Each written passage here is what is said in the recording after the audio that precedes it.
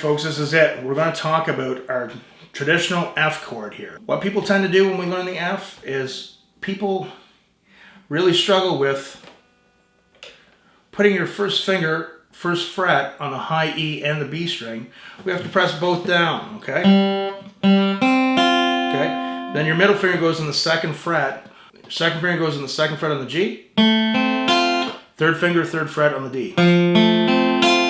But for almost every beginner, sooner or later, you're going to get that probably right away. Something's not ringing, okay? It can be a very frustrating chord for a beginner. So, what I like to do with beginners is say, okay, let's, instead of learning how to do it down here, where the frets are really wide, let's move the chord up, even to the 9th fret here, and we are going to build it together, okay? This is a very progressive exercise, which I find had a really good success rate with people. First and foremost, when we play our F, okay, a lot of people put their first finger on an angle like that, okay? And that's not good. Another thing is, you know, normally when we play, we want our first knuckle rounded, like that, but we actually want it going the opposite. We want to be with our thumb pushing here, and we want to have our first knuckle actually bending the opposite way, which normally we don't want to do when we play chords, okay? And then we're going to go from there and add the second finger. But let's move it up to the 9th fret.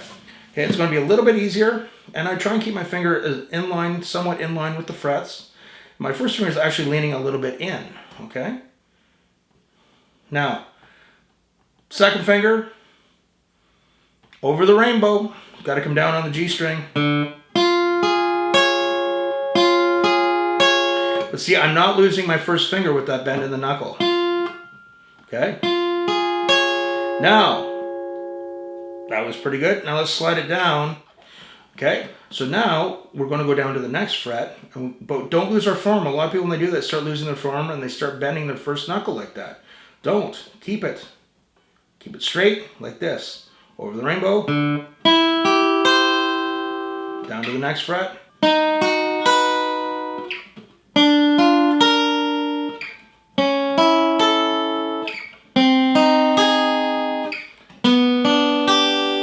Down to the beginning.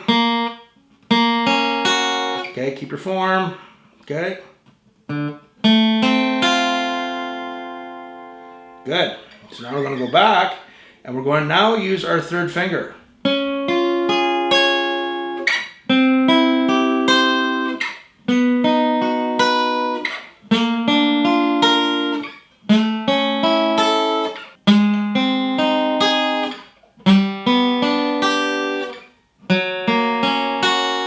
And here we are on the first fret.